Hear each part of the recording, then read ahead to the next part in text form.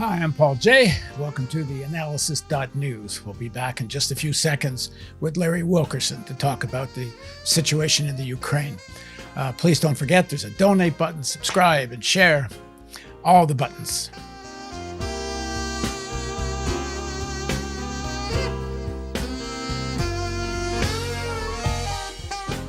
The billionaires, oligarchs of Russia, who have a very large military industrial complex and, of course, a large fossil fuel industry, have invaded their state that represents them, guided by Putin, has invaded the Ukraine and is fighting against the Ukrainian oligarchs and state.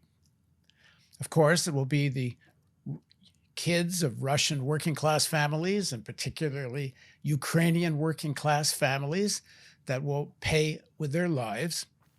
And standing behind this Ukrainian oligarchy is, of course, the American oligarchy, with a military-industrial complex that dwarfs all others, and in terms of its global footprint, a history of war crimes that dwarfs all others. So any suggestion of moral high ground here that one hears from the Biden administration and the nauseating American media is beyond words to describe. It's so obvious, actually. But none of that actually forgives or accepts the Russian invasion of Ukraine, which is clearly a violation of international law. And there were ways to deal with the Ukrainian threat to Donbas and potential, and I say very potential, NATO threat through Ukraine, because in my opinion, that's certainly not just my opinion, there's no way on earth Ukraine was ever going to be accepted to NATO. Still, the Ukrainian military-industrial complex is not small. Ukraine was one of the largest in the top 10 arms exporters in the world. And the only reason they started to drop out of the top 10 arms exporters is because over the last 3 or 4 years, they started spending so much money building up the Ukrainian military instead of exporting. So the threat to Donbas was real. But the threat to Russia from Ukraine, I don't see was real. This all could have been handled without a full-scale invasion of Ukraine. Let me back up one step again to the beginning of this rant.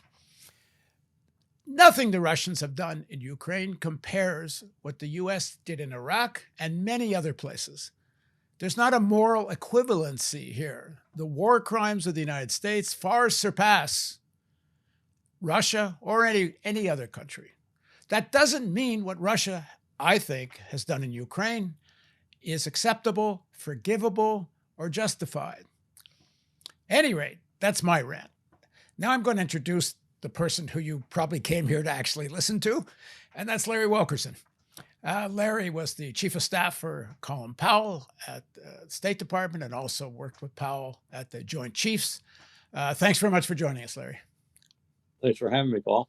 All right, your turn, your rant. What do you make of the current situation?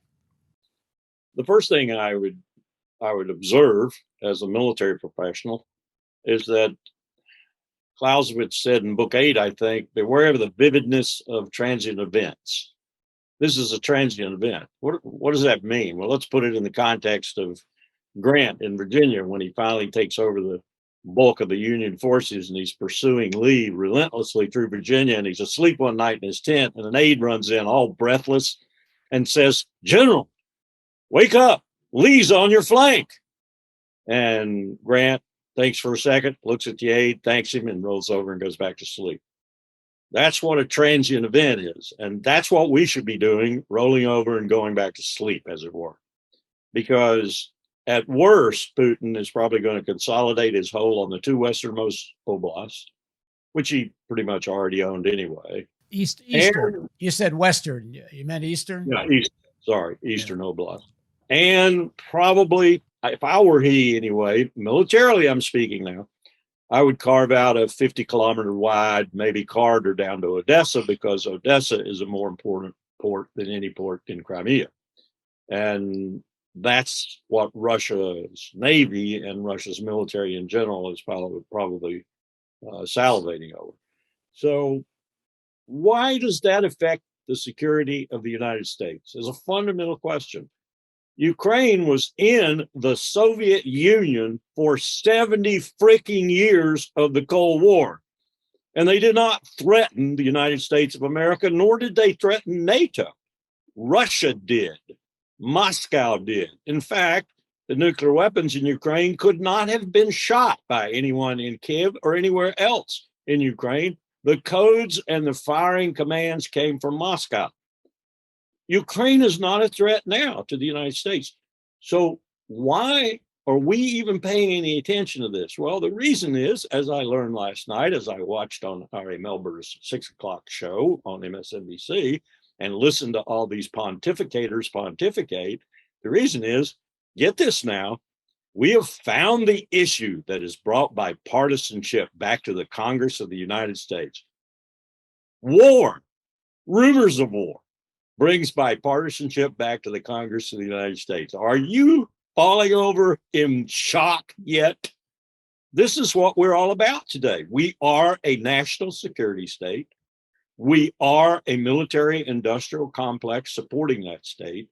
And that's how you bring Americans, sad to say, and their congressional leaders together, is rumors of war and threats of war. And one of the things I wanted to ask all those commentators last night who were advocating for the United States to take maximum action, where's your rifle and bayonet, and when will you be in the front lines, you son of a bitch? The profit making of all the military industrial complexes, and I have to say you're completely right as an American to focus on the American military industrial complex, which is certainly driving this.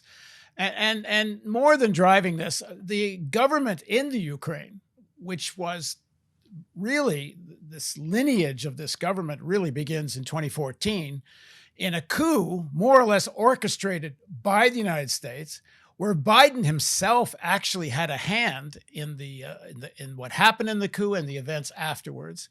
And when Putin talks about the denazification of Ukraine, American media kind of ridicules him when he says that.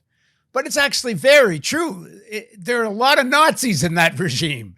It's very true. And the CIA was funneling arms and training and helping those neo-Nazis in Ukraine, just like they have done people like them all over the globe, just like they did in Venezuela, just like they did in Syria, just like they were doing in Iraq. The CIA doesn't care if you're a neo-Nazi. They're going to fund you if you're on their side for a moment or two. That's the way they do things. They were actually working with Al-Qaeda in Syria, working with Al-Qaeda. We actually had a firefight in Syria where the military was shooting at what they thought were Al-Qaeda. They had to cease and desist because they were shooting at the CIA helping Al-Qaeda. That's how dastardly we do things in the world today. And the hypocrisy here, you didn't even touch it, Paul. You didn't even touch it. We have gone to war in Iraq. We have gone to war in Syria. We have gone to war in Libya.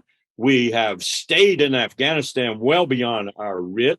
We tried to overthrow Maduro in Venezuela and Hugo Chavez before him. We have had an embargo for 60 years now on Cuba. We violate international law at our will, and it's almost a daily thing now. So if you want to look at some hypocrites, the hypocrites live in Washington. No doubt.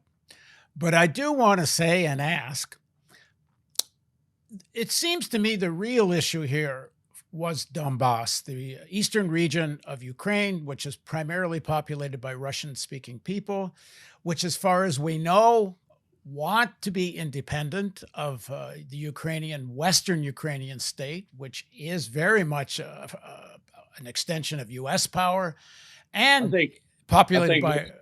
Sorry, go ahead. I think you're right about most of them in that western, easternmost oblast.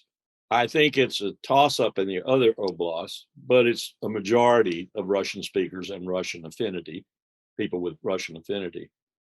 And were Putin to say, as I just said, if this truly is a transient event we shouldn't pay much attention to, if he's going to do what he said he's going to do and just solidify his control there and then stop, then we've got a whole different situation. We need to spin out whatever comes out of that into talks on more important things that are serious threats, like nuclear weapons, like the climate crisis. We need to start talking about some very serious issues in this world that only Russia, especially with regard to nuclear weapons, because she's the largest holder of nuclear weapons in the world outside of us, about 8,000 to 9,000 apiece now. China, for example, has 300 or 400.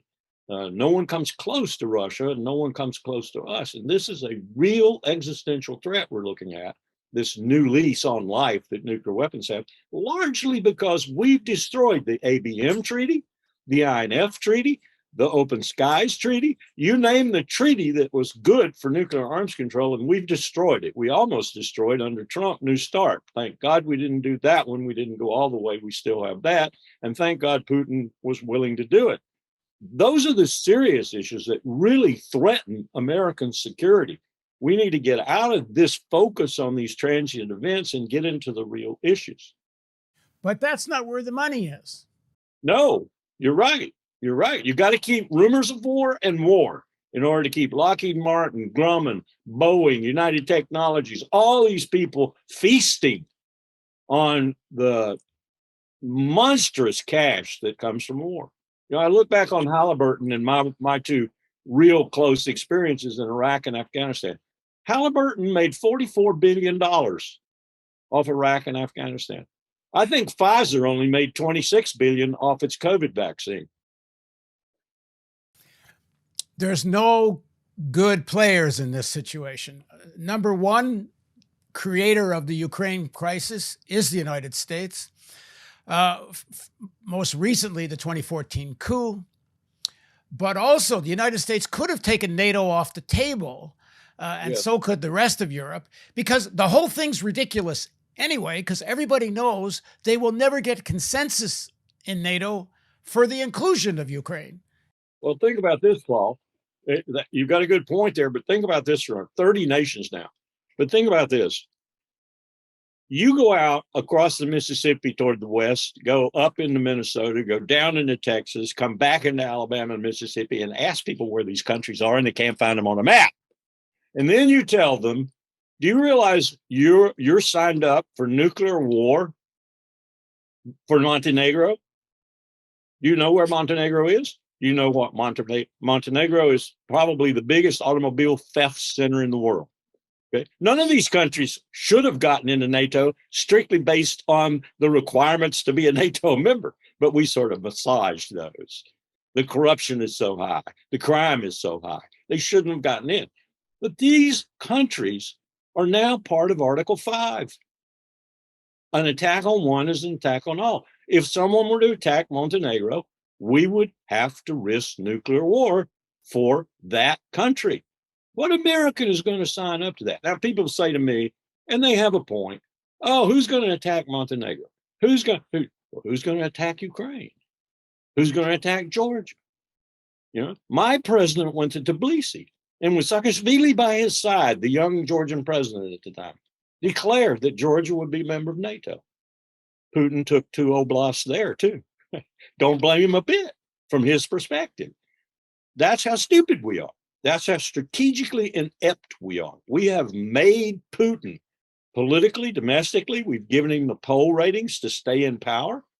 And we've given him the mistakes, big mistakes, which he can exploit, even though he's playing with 2 aces and we have a hand with 7 aces in it. We just don't know how to play.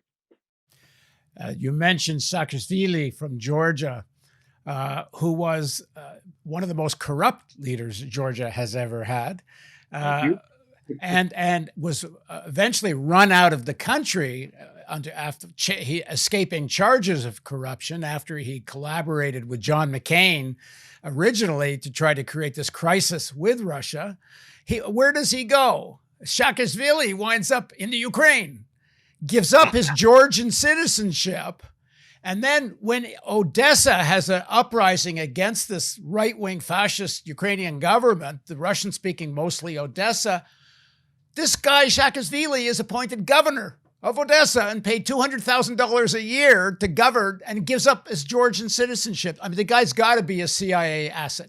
The thing is this, is that... The only thing I would say to that is I'm surprised that it isn't a U.S. citizen and a graduate of West Point. Well, he's got to be. Many of my friends in the Army occupy the Ministry of Defense in Georgia now. I mean, the thing is, most of what the Russians say about the Ukrainians is true, but much of what the Ukrainians, Americans also say about the Russians is true. Putin didn't have to do this. And you and I were talking in the lead up to all this. And we were both saying, well, I can't see him doing it. It just doesn't make sense strategically for Russia to have an all-out invasion of the Ukraine, even if his objectives are limited. Like right now, it seems his objectives are, and now I'm quoting a Chinese military analyst in the Chinese English press who says Putin's objectives are to destroy the Ukrainian armed forces. Well, that requires killing a lot of Ukrainian soldiers, which is ordinary Ukrainian workers. He didn't have to do this. He didn't have to create such a severance with Europe and the much of the world. Why didn't he just fill up Donbas with Russian troops and leave it at that? Well, this may be disinformation too. It would be coming through the Chinese innocently or on purpose. But I would say this to that. Were I the chairman of the Joint Chiefs of Staff and I in the Oval Office alone with the President of the United States, and he asked me for my military advice on this, my first comments would be about the transient event. But then I would say, Mr. President, now here's my serious advice if it's not a transient event. If Putin really does have something truly heinous in mind for Ukraine, not just solidifying his control over the oblast that he already pretty much controls, but really something serious, let him do it. In 2 years, he'll be out of power. The Russian armed forces will look worse than they look when they came out of Afghanistan after 10 years. Russia's state will be collapsing. It'll be 5 times worse than when the Soviet Union collapsed because they have nothing but gas stations. They have no economy. And what we've got, even though we've ruined many aspects of it over the last 20 years, $30 trillion in debt we're headed towards by 2030, we still have so much strategic depth economically, financially, and otherwise than he does. Just wait him out. Ukraine will be his graveyard, as Afghanistan looked like it was going to be for us. Wait him out. It won't take 20 years. It won't take 10. He'll be finished in 2. 40 Wehrmacht divisions got caught in the Balkans and got run over by people like Tito and others, whom I'm sure there are a few of in Ukraine, and we'll wind up with a real mess, but the mess will be predominantly for Putin and for Russia. I mean, that's a cold assessment of the situation. You're saying if he actually tries to install a pro-Russian government in Kiev. Yep. Yeah, because how does he defend it? Well, that's my point. That's my point. He turns himself. He had interior lines. He could surround Ukraine virtually. The only place he couldn't get was the other side, but he was on the top. He can come in from the Black Sea on the bottom. He's got him surrounded on 3 sides. But if he goes in there and he fights a long-term insurgency inside Ukraine, he's finished. He's toast. Which then one would conclude that's not the plan. But if the plan I can't believe he's a smart man. Yeah. I mean, as much as I detest him, he kills people with nuclear pellets. I detest him, but he's a smart man.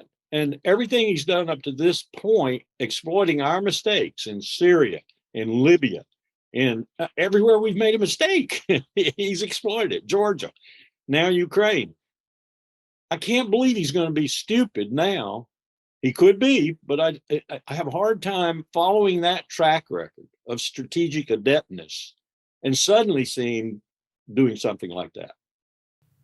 Yeah. Well, then one would. But my only advice is if he does do it, let him do it. Well, I mean, I'm beyond making any predictions right now because I don't understand why he did what he just did, because he could have defended the Donbas region without trying to destroy the entire Ukrainian military, and he didn't have to move towards Kiev. And it's looking a lot. It's looking a lot like. I hope I'm wrong, but it's looking a lot like what Clausewitz also says about passion. You know, war is an extension of policy with an admixture of violence or with other means, however you want to translate the German. That's Clausewitz's famous definition of war. What people forget is what he said about what it isn't when it's outside that realm, when there isn't any sanity to the objective. There isn't a political objective, and the political objective is reachable and so forth. Then it becomes absurd. That's Clausewitz's term, absurd. It becomes absurd. That's what we're talking about. If Putin is doing what you and I just described, it's absurd, and he's going to lose. He's going to lose big time.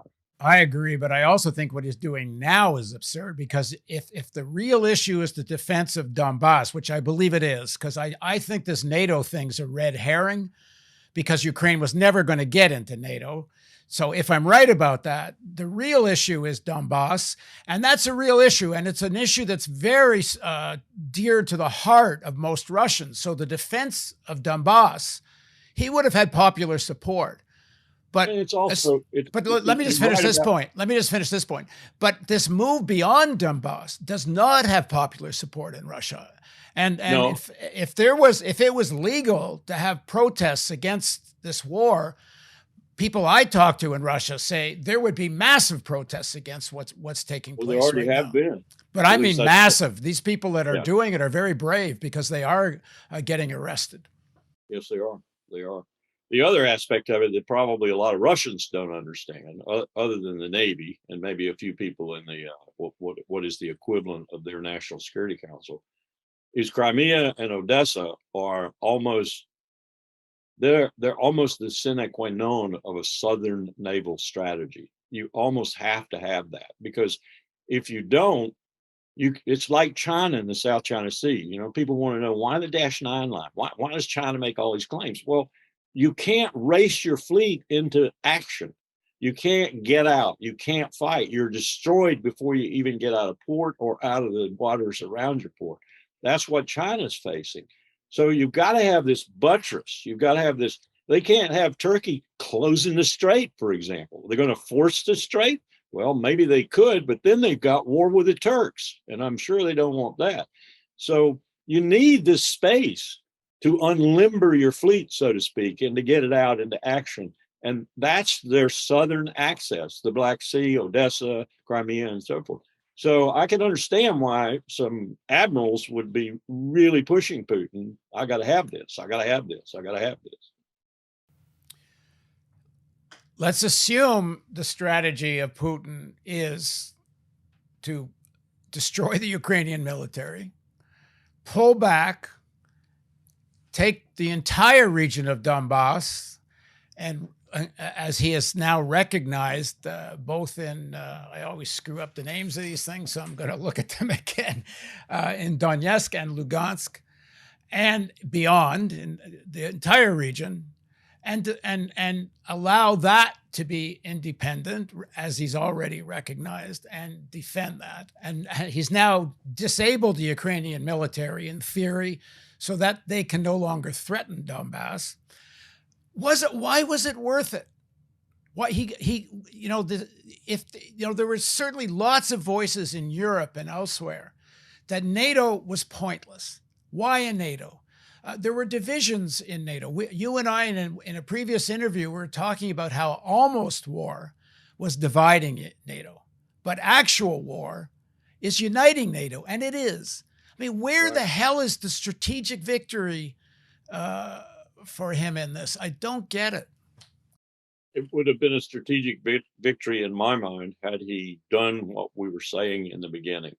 If he had taken those two sections, maybe assured his access a little bit further west in terms of the Black Sea, and stopped, and just presented that as a fait accompli, and then gone into negotiations and held on to as much as he could before he makes some kind of deal or whatever, like the Minsk agreement.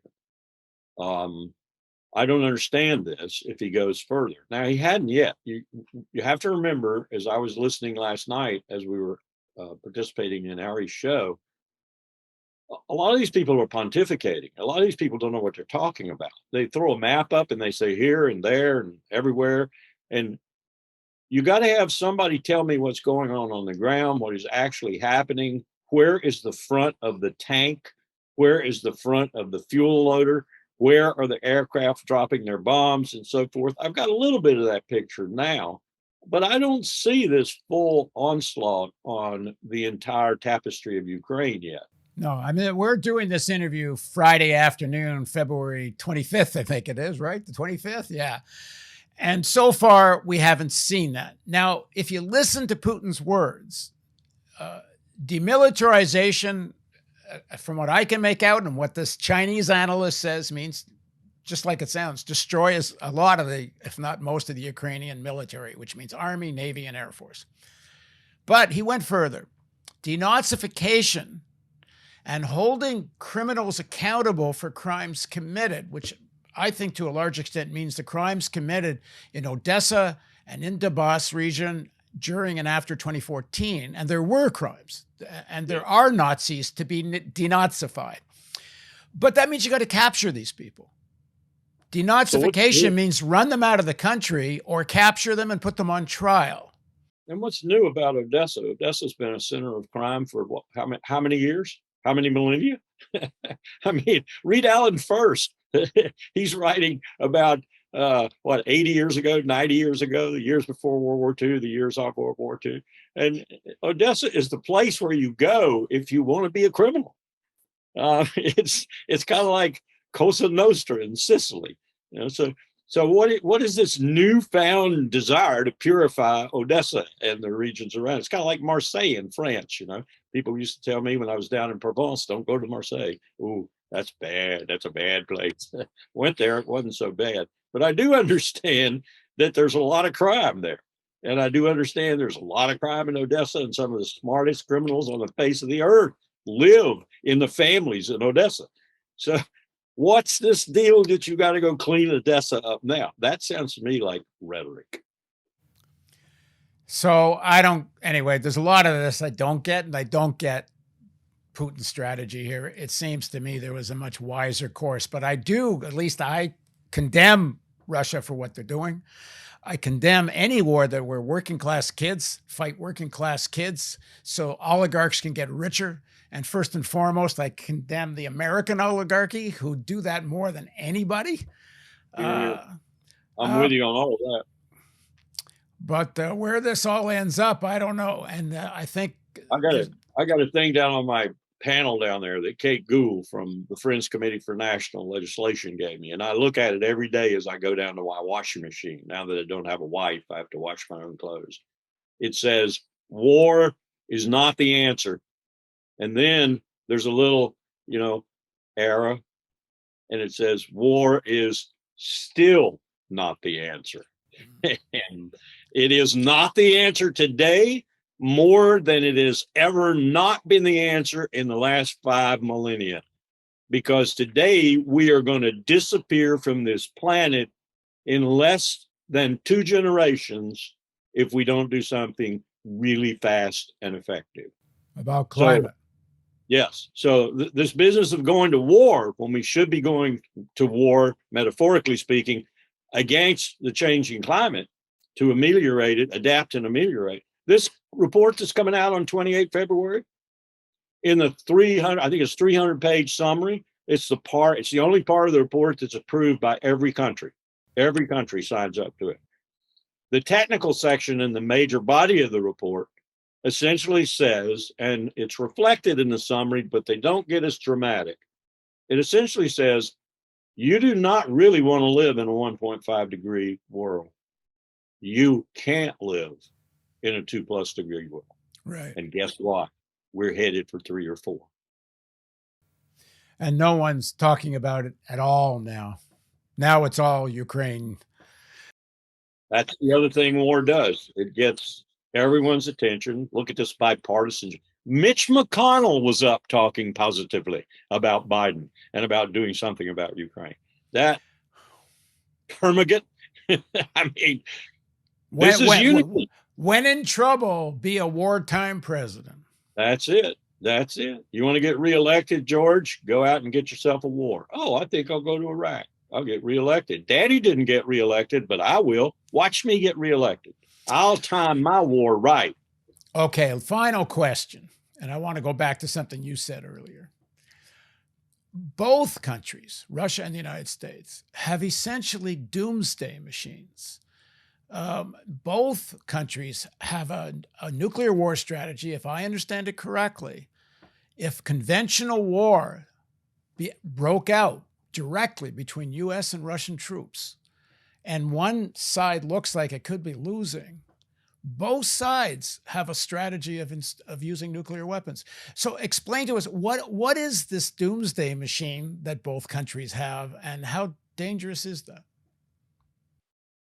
Your favorite topic from the past is the doomsday machine, in my mind, submarines. The submarines that are out there now, if I'm being informed correctly, soon to have tactical nuclear weapons on them. That is to say, a boomer will be sailing around with all these strategic missiles on it, but it'll have a few smaller ones that it can shoot at a Soviet incursion into NATO or whatever. The way the Soviets now, or not the Soviets, but the Russians, the way their official doctrine since about 2014 in writing says if NATO penetrates, they'll hit the head of the penetration and the flanks of the penetration with tactical nuclear weapons. So they have expressed that in doctrine that they will hit them.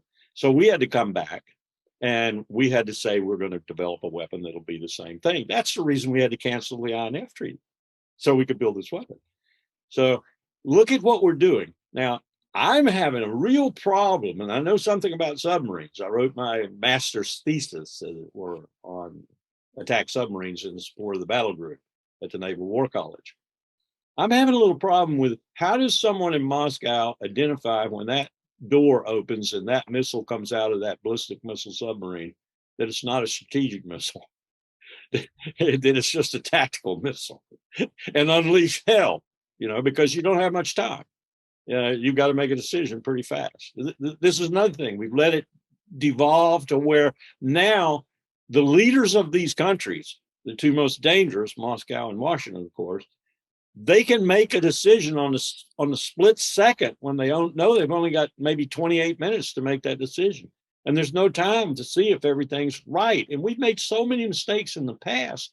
This is not a place where we want to be. This is not a place where anybody wants to be, where you only got a few seconds and you're going to die and your whole nation be wiped out if you don't make the right decision. And if you make the right decision, you're going to die and the whole nation's going to be wiped out. I mean, that's what we're doing. We're insane, Paul. We're absolutely insane.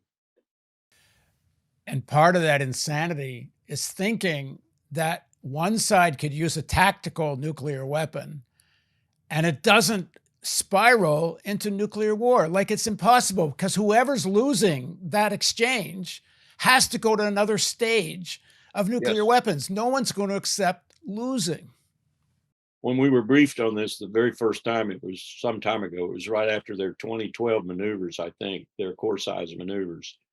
The Finns and the Swedes had been observers, and they were at the Center for Naval Analyses in Washington, and they were briefing us on what they'd seen. And they were predicting at that time that it would be the next year it would go into actual published doctrine. And that was the reaction of everybody in the room was, where did we lose this knowledge we gained during the Cold War that if you use them, you're going to go all the way? There's no, you don't do a McNamara gradual escalation with nuclear weapons. You shoot one, they're gone. You're going to wind your way all the way down to the end, and it is going to be truly the end. We've lost that knowledge. We've lost that kind of, I've got my feet in the Cold War and I understand nuclear theory, especially escalation theory. We had a lecturer Delhi and Islamabad on that in 2002 because they didn't know. They hadn't been through a Cold War. They didn't know the kind of thinking that we had gestated over those years from very smart people about how a nuclear exchange would wind up ultimately. And I think it sobered Musharraf and it sobered Delhi too, especially the civilians, I think, maybe not so much the military. But they had not thought this through. They didn't understand if I shoot 20, he's going to shoot 40. Yeah, I'm going to shoot 100. And then the stockpiles are gone and we're all burning. And by the way, we wiped out all the agriculture from roughly Washington to California, too, with the nuclear winter that comes from that. You've seen the studies of what would happen if Pakistan and India. Well, if just Pakistan and India wipes out much of the world's agriculture, but an American Russian nuclear war not only wipes out the northern hemisphere with radiation, but it wipes out agriculture across the entire world, which is essentially the end of human life. You know, you're mentioning that brings to mind something I read this morning that I hope is not true. Why in the world would he be bombing the radioactive waste around Chernobyl? No, he wasn't bombing it. They captured it. I was going to ask you about that.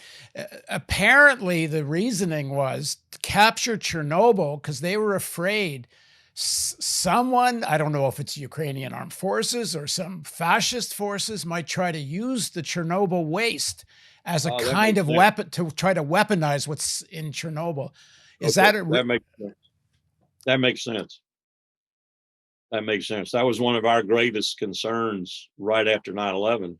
Wasn't so much that they would have a small yield nuclear weapon and explode it in a major American city. It was that they would have a dirty bomb. And because a dirty bomb is not that inconceivable. And I just have to say, and you've said it and I've said it, but I'm going to say it again. They're risking apocalypse for the sake of making money. That's the most insane thing of it all, although there's a crazy rationality to it.